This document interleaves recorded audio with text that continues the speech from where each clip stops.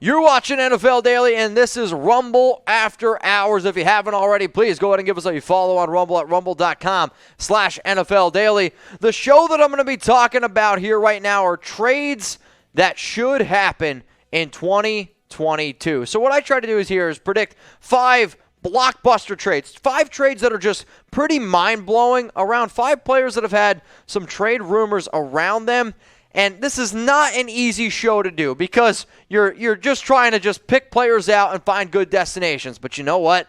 I love doing shows like this. So the first trade coming up here is going to be around 49ers wide receiver Deebo Samuel. Why? Because Samuel has requested a trade before the NFL draft started. There's been reports out there that Samuel still wants to get traded, and he wants to get paid like a top wide receiver, and I just simply do not see Kyle Shanahan doing that. When in terms of why is Deebo one of the best in the biz, he can only catch the football, he can also run it too.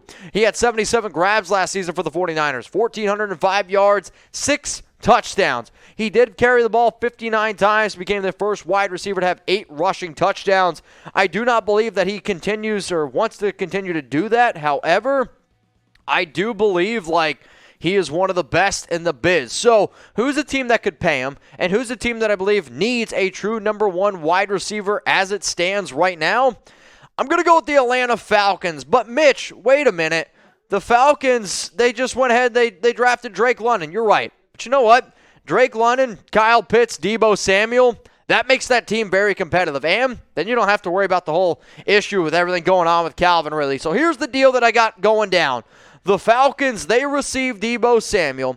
The 49ers get a first and a second round pick in 2023 and a first round pick in 2024. So with every single trade that you see, and you're going to see 5 of them, it is very important that you guys go down to the comments, and when you see on screen who won the trade, type ATL for the Falcons or SF for the 49ers. It's going to be really important for you guys to actually spam the thing that I'm telling you to, so that way when I go after the show, I can actually see which team, which trades that you're talking about. The next player coming up here on my trade video over on Rumble is Baker Mayfield.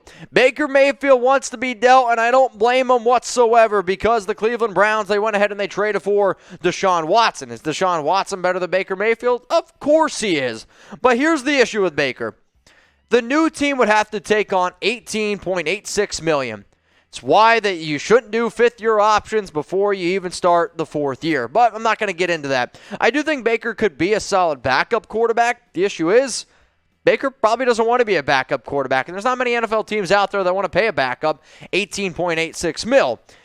What also makes this an issue is if he wants to be a starter, there aren't many teams out there that need a starting quarterback at Baker Mayfield's level. Sure, he's probably better than a handful, but that still would be a little bit of a difficult thing to be able to wrap my mind around, especially coming off a year where he barely eclipsed 3,000 yards, had tons of injuries, 17 touchdowns and 13 interceptions, and has essentially gotten worse. 2020 he did okay, but that was more because of the running game. You guys can look at the numbers over here. So I'm going to tell y'all what the trade is around Baker Mayfield, but you know what?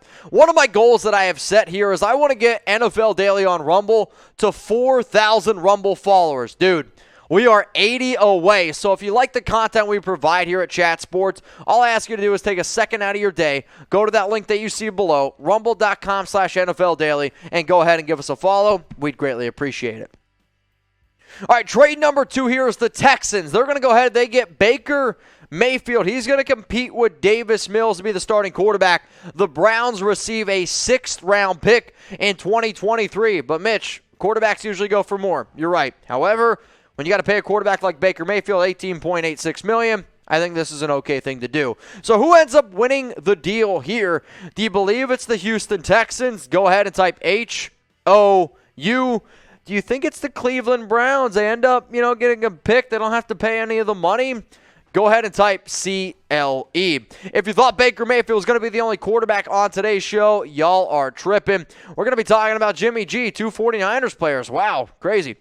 But for Garoppolo, man, these trade rumors have been going on for months. Essentially, The day that not even that, the day that the 49ers traded up for Trey Lance, the trade rumor started. Then the 49ers lose a heartbreaking game to the Los Angeles Rams, and then the trade rumor started again. Hell, Jimmy Garoppolo himself said that he thought he was going to be traded. And I will say, I thought a deal was going to end up getting done. Then he had shoulder surgery. I'm almost curious if he did it on purpose to stop the trades from ended up going down. But what are you going to get out of Garoppolo? And I feel like a lot of times when I say he's a game manager, people think that's an insult, which I'm going to disagree. Or Jim Garoppolo plays the Alex Smith role. I feel like every game manager, when you talk about comparisons, he's like an Alex Smith type of quarterback. I will say this. I do not think he has a lot of talent. But I do think he's a good leader, and he wins football games. And he does come up pretty clutch. Did he struggle in that one Super Bowl? Yes. Has he put his teams in bad situations? Sure. What quarterback hasn't? But if you're an NFL team and you believe that your defense is stout, you got a good run game, and you are a game manager away from making a Super Bowl run, Jimmy Garoppolo should be your quarterback. The team that I say that fits that best, the mold the best, probably San Francisco 49ers. So here's the deal that I end up going down here. The Carolina Panthers have been poking around at different quarterbacks, maybe trying to figure out, okay, Sam Darnold's probably not that guy. They've had some reports of being interested in other quarterbacks in the past. So I say the Carolina Panthers, they get Jimmy Garoppolo. The 49ers receive a 4th-round pick in 2023 and a 3rd-round pick in 2024. So who wins the deal?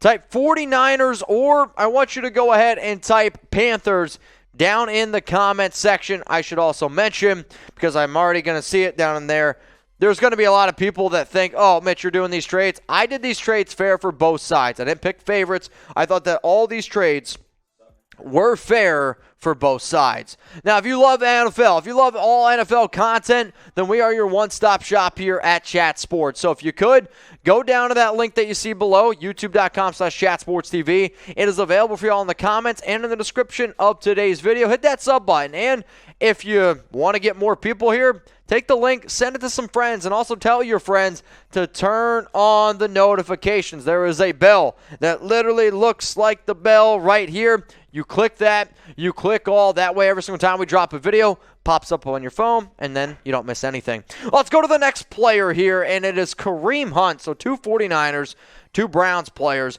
Nick Chubb is the main running back in Cleveland. The money says that. That's the way they paid him.